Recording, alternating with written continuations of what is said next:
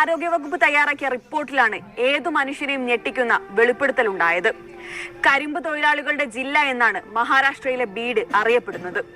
ഓരോ വർഷവും മഹാരാഷ്ട്ര, ഗുജറാത്ത്, കർണാടക എന്നിവിടങ്ങളിൽ നിന്നുള്ള നിരവധി പേരാണ് ഈ ജില്ലയിലേക്ക് കരിമ്പ് പണിക്കായി കുടിയേറുന്നത്. അവർക്കിടയിലാണ് ആരോഗ്യവകുപ്പ് പഠനം നടത്തിയത്. അതുപ്രകാരം ഇതുവരെ 843 സ്ത്രീകൾക്കാണ് ജോലി ലഭിക്കാൻ വേണ്ടി മാത്രം ഗർഭപാത്രം നീക്കം ചെയ്യേണ്ടി വന്നത്. ഗർഭപാത്രം നീക്കം ചെയ്യുന്നത് എന്തിനാണെന്ന് ഒരുപക്ഷെ ചിലർക്കെങ്കിലും സംശയം തോന്നാം. അതും കൂടി വിശദീകരിക്കാം.